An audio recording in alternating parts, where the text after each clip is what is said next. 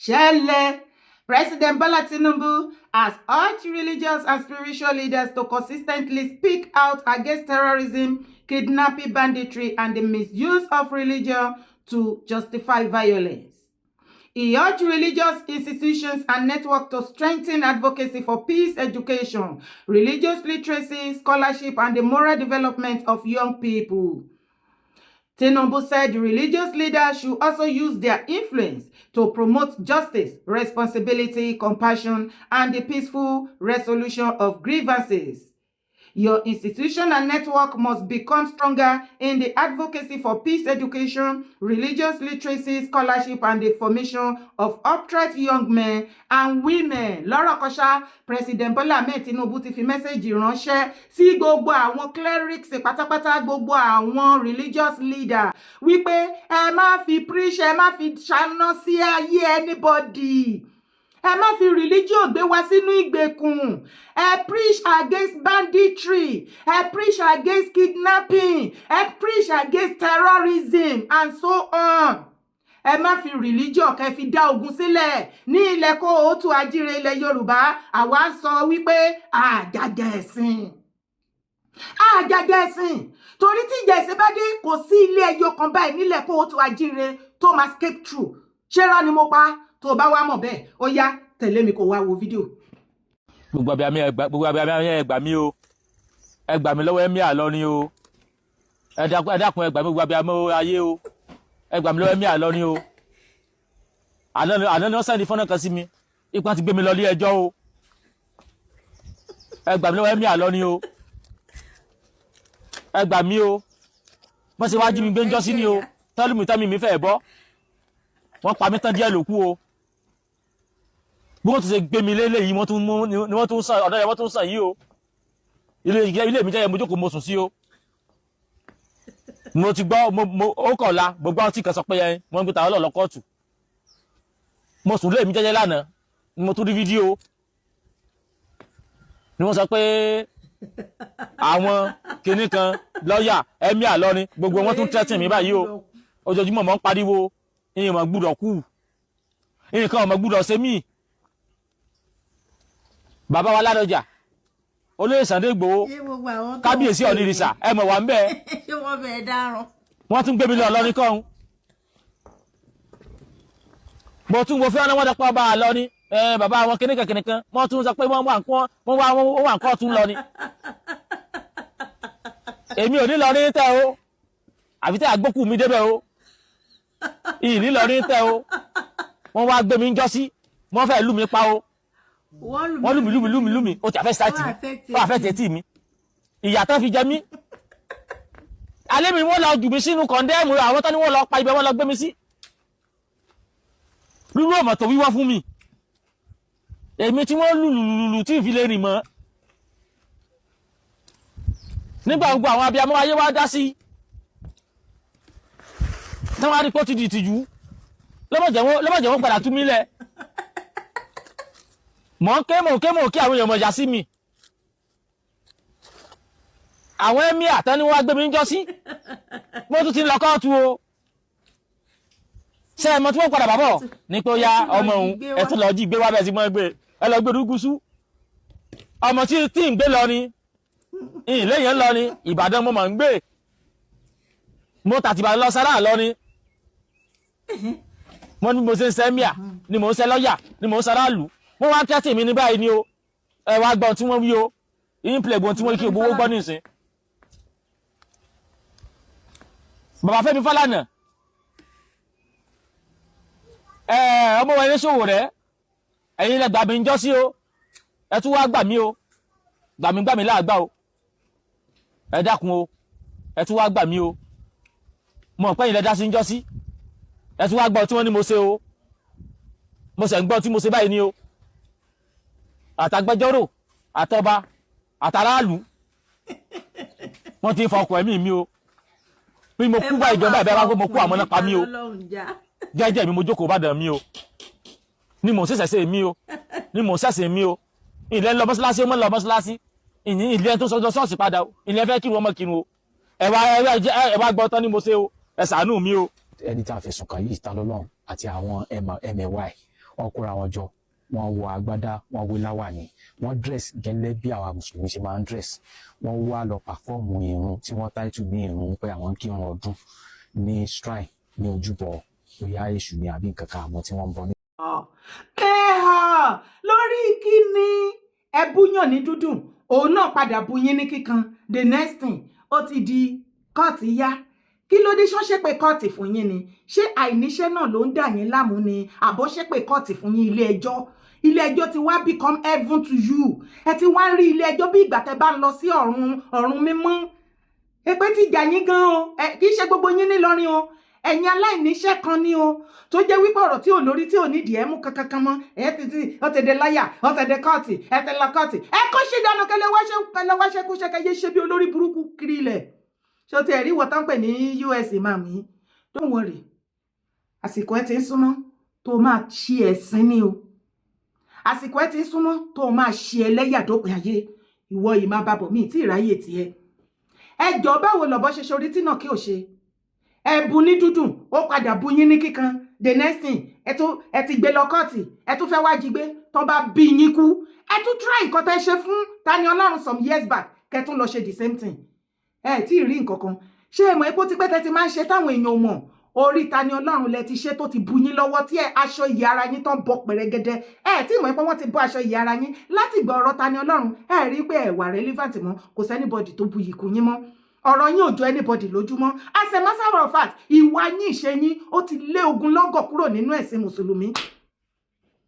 Ẹ ti fẹ́ sọ ẹ̀sìn mùsùlùmí di kòròfo ìgbẹ́ àkólẹ̀ tó ń tutọ́ lé lórí tó ń yàgbé lé lórí nílẹ̀ Yorùbá nísìn tó ti di ránrun tó ti di rádaràda lórí ìwà orí burúkú tó wà lọ́wọ́ yín. Kí ni ẹ̀ṣẹ̀ Tani Olohun? Ẹni ìgbà tán ṣe iléyá àbí ìtúnu àwẹ̀ tán lọ yídì òun náà kó àwọn èèyàn tiẹ̀ ó lọ sí ibi ìṣẹ̀ṣe àwọn náà lọ kírun bẹ̀. Ṣé ó lọ sí mosque kó nǹkan ìṣẹ̀ṣe lọ sínú mosque ni? Ṣebí tó bá kó nǹkan ìṣẹ̀ṣe lọ sínú mosque tó lọ practice ẹ̀ bẹ̀ lẹ́ máa sọ wípé ó tàpá sófin yín. Ọlọ́run tiẹ̀ ó ní bóun ṣe fẹ́ máa sìn nìyẹn. Ṣé ẹ ti gbàgbé wípé mùsùlùmí ni Tani Olohun tẹ́lẹ̀tẹ́lẹ̀? Ẹ dẹ̀ wá o, kí ló dé tó jẹ́ pé nǹkan tẹ́yin bá ṣe fáwọn kan tó bá ṣe 1% ẹ̀ fún yín wọn tí ì fún yín padà ní full dose o, ara máa ń ní yín gan ẹ̀kí rárá gbà á. Ìgbà tẹ́tí mọ̀ pé ẹ lè rárá gba irú nǹkan bẹ́ẹ̀ yẹn ẹ̀yin náà ẹ má máa fi gbogbo ọjọ́ tọ́jà ẹ jókòó ká ẹ mọ̀ wọn ara yín. Tó ẹ sì ń fojú pé mùsùlùmí ilẹ̀ Yorùbá 20 years ago àbí ó ti change gbogbo ẹ ti di ráhùnráhùn ẹ ti bẹ̀sìn jẹ́ ẹ ti fòṣì àtìyẹ ẹ ti fi yí èsì ẹ̀sìn yẹn òpọ́n kò command respect mọ́ bíi ti tẹ́lẹ̀ kò sẹ́ni tó bu yìí kún mọ́ ẹ ti bẹ̀sìn jẹ́ mọ́ra yín lọ́wọ́ ẹ ti bẹ̀sìn jẹ́ ẹ ti fẹ̀sìn yá. Tàbá dé wí lọ tàbá wí bọ̀ tẹ́ ẹ bá sọ wípé kí ló tún ṣẹlẹ̀. Báwo lọ̀bọ ṣe ṣorí lẹ́ẹ̀kan sí tí mo tún béèrè pé ìnà kí ò ṣe? Báwo lọ̀bọ ṣe ṣorí tí náà kí ò ṣe? Ẹ ti gbàgbé nǹkan tẹ́yin mùsùlùmí ń fi ẹ̀sìn oníṣẹ̀ṣe tẹ́ fi ń wé. Ṣé mọ iye ìyá Ọ̀ṣun tẹ́ ti bà tiwọn jẹ́? Ṣé mọ iye ìyá Ọ̀ṣun tí ẹ ti gba ilé ẹ̀ tẹ́ dáná sun ilé ẹ̀? Ṣé mọ iye àwọn tẹ́ ti kó lọ àwọn oníṣẹ̀ṣe tẹ́ ti kó lọ sínú ọgbà ẹ̀wọ̀n? Ṣé mọ iye àwọn oníṣẹ̀ṣe tẹ́ ti fìyà jẹ? Ìyẹn ọ̀tọ̀. Ṣé wá mọ bẹ́ ṣe ń tàbùkù Ọlọ́run wọn? Ṣé ẹ̀yin Ìlọrin kì í gbọ́rọ̀ lẹ́nu Mufti Gumi Ìwó àbí lẹ́nu Mufti Ọba Olúwo àti the rest of Gumi ilẹ̀ Yorùbá àwọn fanatic àwọn ọmọ ìrankíran tí wọn kì í ṣọmọ wa àwọn àjèjì di wèrè sílẹ̀ Yorùbá àwọn àlejò tó wá fẹ́ sọ́ra wọn donílé tó wá fẹ́ ká forí sábẹ́ wọn tó rò pé pẹ̀lú pípa ẹpa wọn wọn á rò pé a máa bẹ̀rù wọn á kó wa láyà jẹ ìbàjẹ́ wípé wọ́n mọ̀ pé bọ́n ṣe múra kankan pípa ni ìbàjẹ́ pọ́n mọ̀ pé bọ́n ṣe ń sọ yẹn láyé wọn máa bàjẹ́ náà máa bẹ̀sìn yẹn jẹ́ wọn ò ní sọ mọ́. Bẹ́ẹ̀ ṣe ń píríṣì pípa bẹ́ẹ̀ làwọn èèyàn ń sádànù náà lọ ń wo ọ̀pọ̀lọpọ̀ nǹkan tí kò concern àwọn èèyàn tó àwọn gò ní interest láti lọ sọ wípé wọ́n fẹ́ wá túmọ̀ ẹ̀ nínú Quran láti bí ọdún bíi mélòó sẹ́yìn ìwọ̀nba tẹ́ bá ti tú fún wọn wọ́n ti gbà á ṣùgbọ́n nísìnyẹn ti tì wọ́n pẹ̀lú ìwà yín ọ̀rọ̀ ẹnu yín àti ìṣe yín oníkálukú fẹ́ mọ secret tó wà nínú Quran gbangba ti dẹkùn kedere ti bẹ̀ wò ẹ ti bẹ̀sìn jẹ́ ẹ dẹ̀ mọ̀ wípé ọ̀pọ̀lọpọ̀ kan tó wà nínú Quran wà lẹ́ẹ̀tọ́ bá tu mẹ́hàn ìwọ náà ní ọ̀rọ̀ ti débi tọ́lọ́gùn ti gbé sá àárí bí fi sí mọ́ a lè fẹnu bò máa call a spade. Nǹkan tó bá mú àwọn Gumi Mufti Ìwó Gumi Ọba Olúwo and the rest of you tẹ́ bá ti ń condemn ìṣẹ̀ṣe tí ẹ dẹ̀ ń bú bàbá Ọ̀ọ̀ni tẹ́ ẹ ń bú bàbá Ládọjà ta ni Sùlù Gàmbàrí ẹ̀mí àyín nílọrin who is Sùlù Gàmbàrí? ṣé mi kàn tẹ̀ tí sọ̀rọ̀ sí rí ni láíláí èmi ò ń dédé sọ̀rọ̀ sí yàn o èmi ò dẹ̀ ń tètè mo kì í tètè dá sí ọ̀rọ̀ èèyàn torí ntọ́dọ̀ tèmi lágbára díẹ̀ ni o ta ni Ọlọ́run ló yìí bá yín pọ̀ òun ló ń gbórun lójú yín yìí o torí ọjọ́ tẹ bá ti ọ̀rọ̀ yìí tí ẹ bá fi ta ni Ọlọ́run àti gbogbo nǹkan ìṣẹ̀ṣe ilẹ̀ Yorùbá kẹ́ jẹ́ kó gun omi kẹ́ tọwọ́ mọ burúkú yín baṣọ tí a bá tí somebody like me tí n bá bẹ̀rẹ̀ sí ní sọ̀rọ̀ nípa Emir Sulu Gambari yín ajá gan níyì jùlọ nílẹ̀ Yorùbá o àti ní gbogbo àgbáyé tó bá dẹ̀ nírọ́ ni ẹ máa push ẹ̀ bọ̀ kò jù bẹ́ẹ̀ lọ ṣé mo wí pé Sultan of Sokoto bàbá ńlá bàbá yín lórí ilẹ̀ alàyè nínú Nàìjíríà Sultan of Sokoto ni Allah Ọlọ́run títí yín àwa ti mọ̀ tí Sulu Gambari yín Emir Ìlọrin tó forí sábẹ́ bí ẹrú ní 20 years ago about 20 years ago mo bí Sultan of Sokoto ṣe hẹ̀rẹ̀ mi nílẹ̀ Yorùbá ní Nàìjíríà ni wọn ti bí èèyàn tó máa lanu ṣùgbọ́n lẹ́nìí kọ́ ní ìgbà tí ò nílẹ̀ gbé wa dìde tá a tẹnubọ ọ̀rọ̀ Sultan tó bá ta Sultan of Sokoto ní Nàìjíríà lẹ́nìí kò sẹ́ni tó lè rà ní 20 naira ẹ̀sìn dé ìgbà tọ́lọ́run máa ṣe paríparí ẹ̀ mò ń wọ́n nìyẹn nífẹ̀ẹ́ gbọ́ ìgbà tó máa ju àdó olóró láti odidi Amẹ́ríkà wípé òkè àwọn tó jẹ́ ibi tó jẹ́ orísun ìbànújẹ́ Nàìjíríà àwọn tó ń pa tó ń kún tí wọ́n fi ara ní Nigerians àti Nigeria as a country tí wọ́n dẹ̀ ìjẹ̀sìn sílẹ̀ tó ń finance ìjẹ̀sìn tí wọ́n sọ wípé kí wọ́n lọ máa pa wá tó sponsor terrorism ibo ni àdó olóró kọ́kọ́ lọ Sokoto kò sí nǹkan kan tẹ́ lè fi bò mọ́ àmì èmi wá fi àsìkò yìí sọ fún yín wípé ẹ jẹ́ kí orí yín pé kẹsànwó agbẹjẹmọ́wọ́ US imam ẹ fẹ́ ṣẹ̀sìn àsìkò àbùkù yín ti ń bọ̀ àsìkò tẹ́ fẹ́ ṣẹlẹ́yàdéléyà ó ti ń súnmọ́ báyìí ẹ̀yin tẹ́ bá mọ̀ ẹ jẹ́ tètè pé àwa máa tẹnubọ̀ rẹ̀ aṣọ ìyá rẹ̀ àbọ̀dànù wàá wà láyé bí aláìsí kò ní sí ìràpadà fún ẹ mọ́ mò ń wọ̀nù ẹni àwa ń wọ̀nù ẹni àbí kò tí ì yé yín báyìí ní nǹkan tó bá mú ẹ̀yin ọmọ mùsùlùmí Mufti Gumi Ìwó Ọbọlúwa àti gbogbo yín tẹ́ ẹ kó àwọn ọmọléèké ó jọ tẹnìkan lọ lẹ palace Ọọ̀ni lóko some years back pẹ̀lú oògùn burúkú tí palace yẹn padà catch fire tí bàbá yẹn ò wí kò sí nǹkan tá a lè fi yín dá lára nǹkan tó bá mú àwọn Gumi fanatic ọmọ àlè ọmọ ìrankíran tí wọ́n fẹ́ nara wọn sọ wípé bàbá wọn ìyá alájà àtàǹpàkò ó ní bàbá òun Senegal ló ti wá irú ìyẹn ló wá dalẹ̀ Yorùbá rú lámaṣọ kọrí burúkú wà bí gbà onítìjú kò nítìjú alájà àtàǹpàkò mi ìmọ̀wọ́ ẹ̀ tí wúmà yẹn ṣe wà shameless ìgbà tó ń ṣọmọ Yorùbá torí tó bá jẹ́ pé ojúlówó ọmọ Yorùbá ni kò yẹ lẹ́ni tó yẹ kó máa sọ̀rọ̀ nígboro débi tó ń bọ́ online láti máa sọ̀rọ̀ níbi tí àwọn tó bá ti sọ̀rọ̀ olóríire àti alálùbáríkà torí kò sí àlùbáríkà kan lára ẹ̀ ìyá àtàǹpàkò ìwọ tó ń rùn látòkèdè sálẹ̀ ìwọ ẹ lórùn iṣẹ́ ẹ lórùn kò séèyàn tó lè fa yí ẹ̀ tọrọ ó ti bẹ̀sì jẹ́ ó ti laná ẹ̀sìn ti laná mọ́ yín lọ́wọ́ ẹ ti bẹ̀sì jẹ́ ẹ ti sọ ẹ̀sìn mùsùlùmí di rọrùn rádaràdà rédèrèdè ọ̀pọ̀lọpọ̀ ti sádànù kò tí ì yé yín tí ò bá wá jẹ́ bẹ́ẹ̀ ẹ máa gbé bàbá Ọọ̀ni ẹ máa bu Mufti oníbẹ̀lẹ́nu á lánú pàkà lẹ́nu agbárí ẹ̀ á máa sọ̀rọ̀ sí bàbá wa Onírìṣà á máa sọ̀rọ̀ ẹ lánú pàkà ẹ máa sọ̀rọ̀ sí bàbá Ládọjà ẹ wá fẹ́ ká dákẹ́ ókè o lẹ́yìn fídíò yìí ẹ máa expect o tí ẹ bá sowó agbẹjẹmọ́wọ́ lórí ọ̀rọ̀ Tani Ọlọ́run ẹ tún padà tún máa gbógun tì í ṣe rí tẹ́ bá lè tí ọ̀rọ̀ yìí táwa ṣíjú sí Sulu Gambari Emir yín nílọrin Emir yín á ṣe ẹ̀sìn láyé dé ọ̀run èyí tó kù nínú ọjọ́ orí ẹ̀ tó fi máa jáde láyé ẹ̀sìn ló kù ẹ lọ́wọ́ wádìí ẹ̀ ní ìgbà bàbá Adéyẹmí àná nígbà tá a bẹ̀rẹ̀ pẹ̀lú bàbá Aláàfin Adéyẹmí àná títí tó fi jáde láyé àjẹkọ́ nísìnyí ẹ tíráyè ẹ̀yìn àsìkò tẹ ọ̀run fẹ́ yẹ̀yẹ́ Sulu Gambari who is good Sulu Gambari ta ni Emir ẹ̀yin àti yín ni àwọn ò recognize ẹ̀ bẹ́ẹ̀ ni bẹ́yìn bá ṣe ń kó fún bàbá tiwa Ọọ̀ni àti Ládọjà àwa gan máa jó pàlóńgò lórí Sulu Gambari a máa ṣe kí ni àáfàrùgbọ̀n ẹnu ẹ sọ́rí gbogbo ilé tó ìkó bọ́jú tó kó kíní yẹn àáṣáná sí cash fire gbogbo aṣọ ìyára Sulu Gambari àábọ̀ àáṣáná sí àpò mẹ́rẹ̀ ìgbà yẹn lẹ máa mọ̀ wípé ẹ ti ṣe ẹ̀sìn láti ìbẹ̀rẹ̀ dópin ayé bring it on nǹkan tẹ bá ṣe fún àwọn oníṣẹ̀ṣe wọ́n á ṣe double fold pẹ̀lú yín ẹ lọ jí gbé again kẹ wá rí idán ẹ lọ jí gbé Trump máa dá sílé yìí a máa rin ìrìn àjò yẹn President Trump máa dá sí ṣe ní wèrè lẹ́fẹ́ ni àwa gan ti ready pẹ̀lú yín chest to chest any kind of wàhálà tẹ́ bá fẹ́ gbé wá this time around we are ready fully ready for you ẹ ti wá dáadáa kẹ́ jẹ́ kí Christian àti oníṣẹ̀ṣe ká papọ̀ àtàwọn tí ò ṣẹ̀ṣe ọ̀pọ̀lọpọ̀ nínú mùsùlùmí gan ti ready láti join wa against you people torí àti mọ̀ pé gbogbo yín tẹ̀ ń dá orí burúkú ṣe nílẹ̀ kóòtù àjíire ẹ kì í ṣọmọ ìran Yorùbá ẹ wá láti Senegal bí ìyá látàǹpàkò bàbá yẹn ó sọ ó ní bàbá òun tó bí àwọn Mali ni ẹ wá ṣorí burúkú ńlẹ̀ Yorùbá àrá ló máa pa gbogbo yín round ibẹ̀ ni kọ́kọ́ là ń lọ. àwọn DSS tó wá sílé Sunday wọn ò ju 35 lọ àti àwọn tí wọ́n wọṣọ àtàwọn tí wọ́n wọṣọ tí wọ́n wá sílẹ̀. mo lérò pé gbọ́n tí màá yẹn sọ. bàbá báwo lẹ̀yin ṣe mọ̀ pé èèyàn 35 ló wá síbẹ̀ báwo lẹ ṣe mọ̀ pé DSS 35 ló wá síbẹ̀. bá a pounds tẹ̀ra dọ́là òun lélẹ̀ 2025 ọ̀ṣàrà ni o tí a láì lọ ó wà lára ẹ̀ ti rí tẹ̀ra pounds tẹ̀ra dọ́là òlèlè kì í ṣàlòkù tí a láì lọ ní o 2025 tẹ̀ra pounds kẹfì dọ́là lé kókò náírà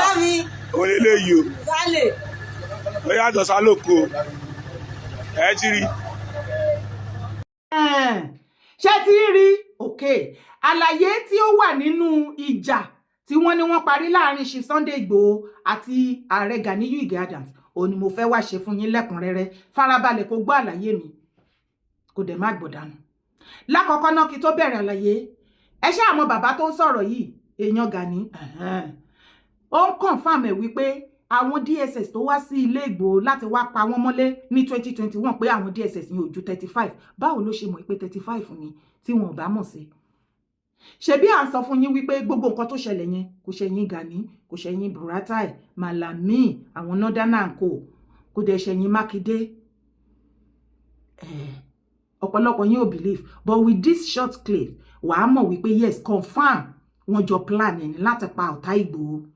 bóyá wọ́n ti dífá nígbà yẹn tí wọ́n ti rí wípé kí ló fẹ́ ṣẹlẹ̀ gangan lórí ọ̀rọ̀ Yorùbá Nation náà fẹ́ pa Ìgbòho sí o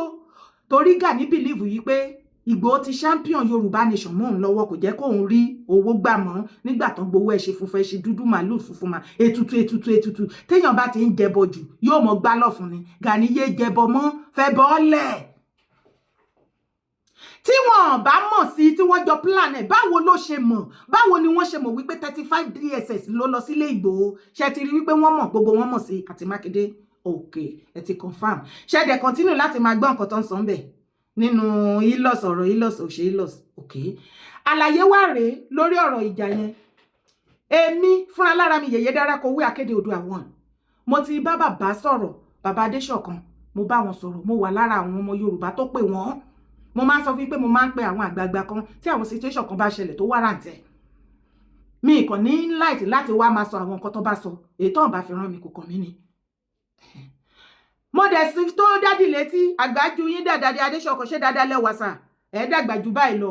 ipe kẹ bá wa pẹ̀tù sí ọ̀rọ̀ yìí kó má di họ́wùhọ́wù mọ́ wa lọ́wọ́ nígbà tí Gani àwọn ọmọ Gani múra kankan okay. mo dẹ̀ sọ wípé ẹ pé àwọn méjèèjì kí ẹ pé àwọn àgbààgbà tó kù síbẹ̀ kí wọ́n parí ọ̀rọ̀ yẹn kí àlàáfíà jọba nílẹ̀ Yorùbá torí àtúnṣe lèmi gbé dání sà ẹ dẹ̀ fi dá mi lójú wípé kò sí wàhálà ẹ ti ń gbé gbèsè kí n ká lọ jókòó ká láìpẹ́ láì jìnnà a máa rí iṣẹ́ yín ṣùgbọ́n nígbà tí fídíò máa jáde ó ṣe wá ó kù díẹ̀ káàtó dádì mi ò sọ wípé kíní o ẹ ṣeun o ẹ ti ẹ̀ gbìyànjú wọ́n ní ẹja kíní ẹja dúpẹ́ lọ́wọ́ ẹni tó rí ni tó mọ́jú ọ̀pọ̀ èrò ní òtí ẹ̀ mọ owó bí tá a wà ṣùgbọ́n èèyàn méjì ń jà Dádì Adéṣọ̀kan ẹ wá èèyàn kan ló wà ń bẹ̀ bó tilẹ̀ jẹ́ wípé ẹ pé Ìgbòho àwa làwa sọ fún Chief Sunday Adéyẹmọ Ìgbòho ọmọ tiyín bàbá tèmi ọmọ tèmi tí Ìgbòho ti di ikú pàládà mi o bàbá mi ni ọkọ mi ni pàdí mi ni èèyàn mi ni àlè mi ni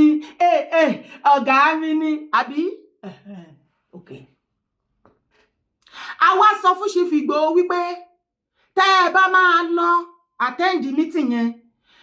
tó bá ti jẹ́ wípé neutral place tí ò ṣe wípé ẹ̀yin àti Gani ẹ ní access síbẹ̀ tó neutral ẹ lọ́bẹ̀ ṣùgbọ́n tó bá ti jẹ́ pé lọ́dọ̀ Gani àwọn ibi tí Gani ní access sí ni ẹ má lọ o torí ẹ fetí ara yín gbọ́ nígbà tí Chief Igboho sọ ní ọdún náà lọ́hùn kó tó di 2021 tó lọ bọ́ọ̀sì ilé wọn the first time tí Igboho lọ sọ́dọ̀ Gani ṣebí Chief Igboho fẹnu ara wọn sọ pé Gani fòògùn sórí chair fáwọn ìgbà tó jókòó lé ó believe pé by the time tí Igboho bá máa fi délé nǹkan ti ṣe Igboho délé ó dé pé wọ́n padà pé ọ̀gá ṣé dáadáa lẹ́wà sà mo ti délé ọ̀dọ̀ mi mo wà pa everything wà okay láti lè jẹ́ kí Gani mọ̀ wípé gbogbo nǹkan tó dá lára síbẹ̀ a mọ̀ ọ́ ṣùgbọ́n ikú kì í pẹ̀tà lójú ìrun Gani alpha kì í ṣèjẹ́ ní ló ti ń gbógun ti Igboho ló ti fẹ́ràn sọ́run àṣàǹtẹ wàá rántí Gani Ige Adams ìyá tó dẹ̀jẹ̀ dó Igboho lójú ó ti fi ẹ̀mí dí gbogbo ogun tó ń gbé ti Igboho ó ti lọ kú torí kí Igboho má bàa kú tó o bá kọ̀ tó o jáwọ́ lórí ọ̀rọ̀ Igboho àbẹ́nibọ́dí wa wàá jásẹ́ Gani àwa sọ fún Igboho tó bá ti jẹ́ pé territory Gani ni má lọ torí àmọ̀ṣẹ́ ọwọ́ Gani gbogbo ọmọ Yorùbá ló mọṣẹ́ burúkú tó wà lọ́wọ́ Gani Igboho sì ń lọ torí territory ẹ̀ lẹ́tẹ̀ lọ parí ìjà ìgbà tá a wá rí wípé Igboho ò wá dádì ó yẹ kẹ́ cancel meeting yẹn ni ìyẹn ò sí pé wọ́n parí ìjà ẹ̀ parí nǹkan kan o as a matter of fact ṣe bẹ́ẹ̀ rí gan pé Gani go sinmi ogun àtàwọn boys ẹ̀ torí tán bá sinmi ogun ni ìlọsì tán wá ń ṣò lójoojúmọ́ yìí tán wá fẹ́ para wọn kú sí àwọn ò tọrọ owó àwọn ọba máa pé dọ́là ọba àpè kìíní ẹ ti jẹ́ ká mọ̀ wípé ìlara ti bà ti yín jẹ́ ìgbà tí wọ́n wá pe Gani wípé ìjà ìlara ló ń jà olóòṣè lára ṣe bí Gani sọ fún wa tó ṣe fídíò ní last week mo ìgbé ó ní àìmọye àwọn ọmọlẹ́yìn nínú gúrùpù ẹ tán lówó ju ẹ lọ tán lọ́lá ju ẹ lọ òṣè lára wọn kí ló dé tó máa wá ṣe lára Igboho ṣé kò wá padà fara hàn sí pé ìjà ìlara ló ń jà ìlara Igboho ló ń ṣe bàbá ò ní promise Igboho lówó ó promise wọn ní ìlọsì wọn dẹ̀ fi ìlọsì jíṣẹ́ àtọwọ́ the next thing ó lọ Mákindé gbé ìlọsì fún ẹ ìgbà tí mo bọ́ síta tá a sọ wípé ìwọ àti Mákindé ẹ̀ ń wá ikú fún Igboho gbogbo nǹkan tó ṣẹlẹ̀ nínú ilé Igboho Mákindé accept ẹ pé kán máa bọ̀ kán wá ṣe é fún torí kò fẹ́ rí Igboho mọ́ nínú ayé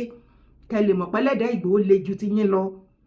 láti ìgbà náà ṣe eku ké bí eku fún yín ẹyẹ òkè bí ẹyẹ fún yín mọ́ ọmọ ènìyàn fọ̀n bí ọmọ ènìyàn fún yín mọ́ títí dọjọ́ alẹ́ yín ìnira ni fún yín ẹ ti tán róró nírù ṣe bó ní kò ń ṣe lára kí ló dé tán fún Igboho ní ìlọsì tán fún lówó tíwọ náà tí Mákindé sáré gbé ìlọsì fún ẹ ṣé the same ìlọsì 15 million naira tí ó strong tí ó lè wọgbó àti wípé kí ló fẹ́ fi ìlọsì ṣe torí inú ilé ló máa ń jókòó sí oh sorry my bad Gani máa tó ìlọsì lọ sí ọdún Ekuru festival Gani máa gbé ìlọsì lọ sí Olókùúta festival ẹ̀yà Gani máa gbé kíní lọ sí Ọ̀ṣun Òṣogbo láláyé àwọn jẹgúdújẹrá festival torí festival lóògùn ọ̀fẹ́ festival òun lókù tó ń ṣe ó relevant mọ́ Igboho ló wá fi ń mí orúkọ Igboho ló fi ń mí láì jẹ́ kí àwọn boys tó ń dà síta pé kí wọ́n lọ sọ báyìí kan ṣe báyìí tí wọ́n fi ń dárúkọ ẹ̀ mọ́ wọn àti OPC ẹ̀ mọ́ Igboho ó relevant mọ́ ọpẹ́lọpẹ́ Igboho lóyìn jẹ́ kó máa gbórúkọ Gani àtàwọn festival kọ̀ọ̀kan tó ń lọ ǹjẹ́ o tún ríbi lọ mọ́ ó ríbi lọ abroad go sàn mọ́ bíi ti tẹ́lẹ̀ gbogbo ẹ̀ ti dojúró ti gbẹ tírátíra ṣó fẹ́ fi ilox 15 million naira ó fẹ́ fi wé ilox tí bàbá ò ní gbé wá mọ́tò ju mọ́tò lọ kí ló ń ṣe é Gani 15 million ní ilox yẹn Mr. Bushi ṣó rí ilox tí bàbá wa ò ní gbé wá ó bẹ̀rẹ̀ láti 40 million naira upward ó rí ní bí wọ́n dẹ̀ ṣe gbé fún bàbá báyìí bàbá pé àwọn tọ̀ṣun wípé kọ́kọ́rọ́ rẹ̀ ó yẹ ẹgbà ẹ̀yìn rẹ̀ kò láṣu ó yẹ ẹgbà ẹ lọ máa ṣiṣẹ́ ṣùgbọ́n ẹ má fi ìrù ẹkùn ẹ má lọ fi jàjà ọkọ àti ìyàwó anybody adé monitor anybody warrior tó bá ṣe yamayama pẹ̀lú ìrù ẹkùn abo lọ fi ń tax àwọn èèyàn tó lọ ń gbowó lọ́nà àìtọ́ abo lọ fi ṣe nǹkan tí ò dáa ayi ò ní fẹ́ tẹ̀ náà lórí ọ̀rọ̀ mídíà a rí wípé àwọn kan wọ́n kóra wọn jọ wọ́n ń jà lé lórí wọ́n ń ṣoríṣiríṣi ẹ rí mi tí mo pause mo rọrọ fọwọ́ lérán àwọn òun látọ̀ọ̀kan by the time àwọn lọ́rán àwọn kan lọ síbì kan tán bá dé wọn á wá bẹ̀rẹ̀ presentation à ń dúró dé wọn online so tán bá ti ṣe gbogbo tiwọn tán then àsìkò wà ẹ kàn àwọn ò ní gbà kẹ́ ba ìrù ẹkùn jẹ́sẹ̀ bàbá la structure yẹn ló máa lọ bẹ́ẹ̀ why do I have to struggle with what they call láíláí after all na mi èmi ni mo pariwo ìró ẹkùn ẹni àkọ́kọ́ mídíà àkọ́kọ́ so ẹ máa ṣiṣẹ́ yín lọ ná kò sí wàhálà ọmọ lẹ́yìn jẹ́ ìyálà wa. kí ni mo wá sọ tí mi ti sọ tán Gani ṣòráyé ẹ ṣé you see your life ẹ wá lẹ́ ń parí ìjà àwọn méjì ń jà èèyàn kan wà ń bẹ̀ ẹnì kejì ò wá àti wípé gan-an pàápàá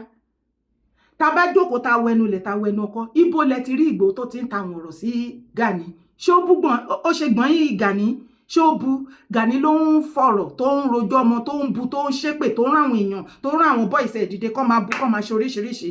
adẹ̀sọ fún Chief Ìgbòho kó má dá Gani lóhùn kó fi sílẹ̀ fáwa gbogbo ọmọ Yorùbá dẹ̀ dìde on behalf of Ìgbòho adẹ̀ ń reply Gani àtàwọn bọ́ìsì ẹ̀ ibo wá ni Ìgbòho ti ń bá Gani jà ìjà yìí ò lè parí o ṣé wá rí architect Akíọlá tẹ́ ẹ rán architect Akíọlá yìí máa pè yín Daddy Adéṣọ̀kan láyé òun gbọ́ tí Dára ló ń pè yín ẹ má gbé kọ́ọ̀lù Dára mọ́ o ọ̀pọ̀lọpọ̀ yìí máa pè yín ẹ má gbé kọ́ọ̀lù Dára mọ́ òpùrọ́ ni ó máa rìkọ́ọ̀dù yín ó máa ṣe gbá ó máa ṣàwò bẹ́ẹ̀ ni mi ò mọ nǹkan tí mo rà nígbà architect Akíọlá gbogbo gúrùpù tó bá bìlọ́ǹgì sí láyé ló ti ń gbógun ti iṣẹ́ ọwọ́ ara ẹ̀ àtayé ara ẹ̀ láì ṣe mi torí mo béèrè òótọ́ ọ̀rọ̀ lọ́wọ́ wọn wàá rántí wípé ẹjọ́ wà nù Yorùbá Nation as a matter of fact architect Akíọlá ń gbà tá bẹ̀rẹ̀ Yorùbá Nation bóyá òun ni permanent secretary àbí deputy bàbá gan wọ́n close mọ́ bàbá Akíntóyè adé ń ṣe ìrìnàjò yẹn lọ títí tó fi wá dìgbà tó lọ bọ́ọ̀sì ilé Ìgbòho àwọn nǹkan tẹ́ẹ̀mù ni mo ní kí n ṣàlàyé fún yín gbàrà tí wọ́n bọ́ọ̀sì ilé Ìgbòho ẹ̀yin tẹ́ ẹ̀ bá tí gbàgbé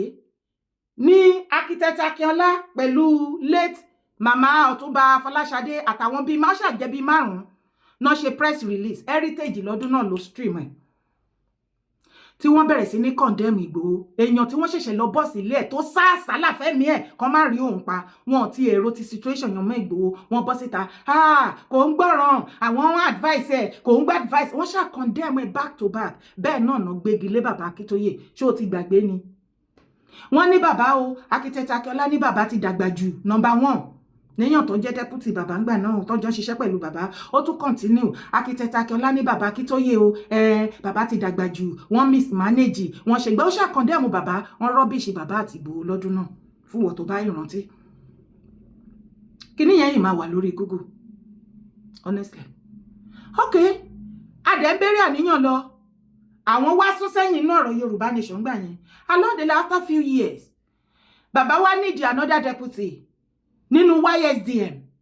wọ́n wá ní ìwọ tó bá ní try láti deputize bàbá sorry pé kó mú àníyàn ẹ̀ jáde architect Akíọlá náà láwọn ní interest ibẹ̀ ní somebody like me torí mo wà nínú YSDM àwa gbé YSDM àfúní fáyà bàbá yìí lóge ẹ̀kúṣẹ́ ìwọ tó bá fẹ́ mọ̀ nǹkan tí mò ń sọ nígbà yẹn tá bá fẹ́ ṣe meeting ní YSDM bàbá yìí lóge ló ṣiṣẹ́ YSDM tó gbé àìnílẹ̀ tó gbé lọ sókè ní ìgbà tí àwọn kan kóra wọn jọ ní UK tí wọ́n bà YSDM jẹ́ wọ́n lọ kó gúrùpù míì wọ́n dá gúrùpù míì lẹ̀ wọ́n fẹ́ fi replace YSDM àwa wá sọ fún wọn pé YSDM means Yorùbá self-determination movement àwọn ará UK ló fẹ́ ṣiṣẹ́ yẹn bàbá yìí lóge àwọn ni wọ́n wá take over ńgbà yẹn tí wọ́n ṣiṣẹ́ yẹn bíi deputy bàbá ní YSDM tá bá fẹ́ ṣe meeting bàbá Akíntóyè bá wá wọn ń lo between 5 to 10 minutes tó bá ti bá wa sọ̀rọ̀ tó ń sọ̀rọ̀ ìyànjú wọn ti lọ nìyẹn bàbá yìí lóge nìkan ló ń ṣiṣẹ́ yẹn wọ́n wá mú gbogbo àwa kọ̀ọ̀kan tọ́mọ̀ ìpè a lè ṣiṣẹ́ ta ready láti contribute wọ́n connect gbogbo wa àwa support àwa ṣiṣẹ́ yẹn back to back ẹ rí bí YSDM ṣe lọ láti lẹ̀ sókè ọ̀pọ̀lọpọ̀ àwọn ará UK tí wọ́n ránṣẹ́ sí ńgbà yẹn pé kí wọ́n wá darapọ̀ wọ́n láwọn ò ṣe wọ́n nítorí àwọn làwọn manage Yorùbá Nation tí ò bá ti sí àwọn kò sí Yorùbá Nation kí wọ́n lọ cancel YSDM èmi wá sọ fún bàbá pé má wọrí ẹja máa bẹ̀rẹ̀ àníyàn lọ ìwọ̀nba nǹkan tá a bá ṣe ọ̀rọ̀ afálùbáríkà sí àdínnílá àná Ọlọ́run gbà bẹ́ẹ̀ ìgbà tó wá rí pé YSDM ti wá gòkè àgbà torúkọ yẹn tó ti wá strong dáadáa àwọn tó láwọn ò ṣe lánàá wọ́n wá yan representative wọ́n wá yan wọ́n wá ìgbà tí representative máa dé nọba ní àwa náà fẹ́ gbógun ti o ìgbà yẹn wọ́n ti ṣe rebranded YSDM pé ẹni kálukú kò mú tó bá ní idea post kò wá tender kìíní ẹ̀ somebody like me mi ò ní interest fún post kankan tẹ̀síwájú movement lèmi ṣàwà fún bọ́n ṣe yan representative yẹn báwọn representative ṣe dé nìyẹn àwọn làwọn ní YSDN àwọn mọ̀ bàbá Ayílóge ti sọ pé ìgbà tí wọ́n ti ṣe first time àwọn ò ní interest láti continue wọ́n ti wà okay. Àwọn làwọn ní YSDN àwọn làwọn ṣe nígbà tá ti ṣiṣẹ́ yẹn tó ti rí pé ó ti dúró tán ohun kan tó ti bàjẹ́ tẹ́lẹ̀ ò tá wá tún ṣe àwọn làwọn mọ̀ àwọn ti gba YSDN. Bí bàbá ṣe kúrò oníkálukú wa tó kù náà dẹ̀ rọra ń lọ one after the other àwọn ò tí ì mọ géèmù bó ṣe ń lọ. Àwọn làwọn ní àwọn ti lé gbogbo àwọn oníbàjẹ́ kúrò ń bẹ̀ àwọn làwọn gbé dání. Ìgbà ẹlẹ́rìí mi tí mi ti sọ̀rọ̀ nípa YSDN mọ́ anti-date alpha kò sí nǹkan kan tó dún mọ́ bẹ́ẹ̀ ṣe tún gbọ́kọ́ sọ wípé àwọn làwọn ni mọ́. Architect Akínọlá wọ́n wá láwọn fẹ́ ṣe deputy bàbá mo wá bí wọ́n question tí mo bí wọ́n tí mo fi dẹni burúkú lọ́wọ́ Architect Akínọlá ó lè ti rojọ́ mi dénú group ẹ̀ ó lè ti rojọ́ mi fún ẹ pálá ìdánimí ẹ̀ṣẹ̀ tí mo ṣe Architect Akínọlá lélẹ̀. Mo ní nísìn ṣé ẹ mọ̀ pé yín lẹ condemn bàbá some years back nísìn ẹ tún lẹ fẹ́ ṣe deputy wọn. Bàbá ọjọ́ orí wọn ò tí ì tó tì sí ń gbà yẹn tẹ́lẹ̀ ó ti dàgbà jọ tó ti dàgbà jù gbà yẹn lọ ṣé ẹ lè stand ẹ̀ ẹni wọ́n mismanage the same bàbá náà ló sì wà ń bẹ̀ o ṣé ẹ lè stand pẹ̀lú wọn. Ṣé nǹkan tí mo béèrè yẹn ti pọ̀ jù nǹkan tí mo fi jẹ̀bi lọ́dọ̀ bàbá Architect Akínọlá tó fi ń bà mí lórúkọ jẹ́ káàkiri àgbáyé torí mi ti sọ lẹ́yìn mo sọ lójú wọn hóhà kò sí gbogbo èèyàn tí bá yẹn mọ̀ tí ò ti máa bà mí jẹ́ fún gbogbo ẹ̀ lọ́dẹ̀ dọ́dọ̀ mi gbogbo group àti at least àìmọye group pẹ̀lú àwọn bàbá Orísun kan wọ́n bẹ̀rẹ̀ sí ní ṣépè gbogbo group yẹn gbogbo messages tó wà ń bẹ nípa èmi dára ni gbogbo ẹ̀ náà dẹ̀ ṣí ẹ̀ dọ́dọ̀ mi ṣùgbọ́n Ọlọ́run sọ yín lẹ́san ti yín náà. Tọ́ba dẹ̀ tákítẹ̀tì bá máa sọ àwọn làwọn tí ń ṣe Yorùbá nation wọ́n ti ń jà fún Yorùbá wọ́n ti ṣe gbá wọ́n ti ṣàyò Architect Akínọlá ti déètì pẹ̀lú gbogbo contribution and everything tẹ́lẹ̀ ṣe àárí traces anything. Ẹ̀fọ́ kì í lẹ́fọ́ láwo kò síbẹ̀ ṣe lè dàgbà tó àbíká ẹlẹ́ṣin lẹ́ẹ̀kan tó kù sẹ́ni tó lè gbógun tì mí àjọjọ́mọ ilẹ̀ kóòtù àjíire ni. Bàbá ìjà ò tí ì parí ìjà ṣẹ̀ṣẹ̀ fẹ́ bẹ̀rẹ̀ tí àwọn ọmọ Gani ò bá fi Ìgbòho lọ́rùn sílẹ̀ àti ìdè a ṣì ń bọ̀ lọ́nà ni orúkọ tèmi ò yí padà Ìyèdára Kòwé ni mò ń jẹ́ má gbàgbé láti bá mi ṣètò yìí má sì gbàgbé láti bá mi ṣe kíni bá mi comment drop your comment God bless you as you do so don't forget to subscribe to my YouTube channel bye for now.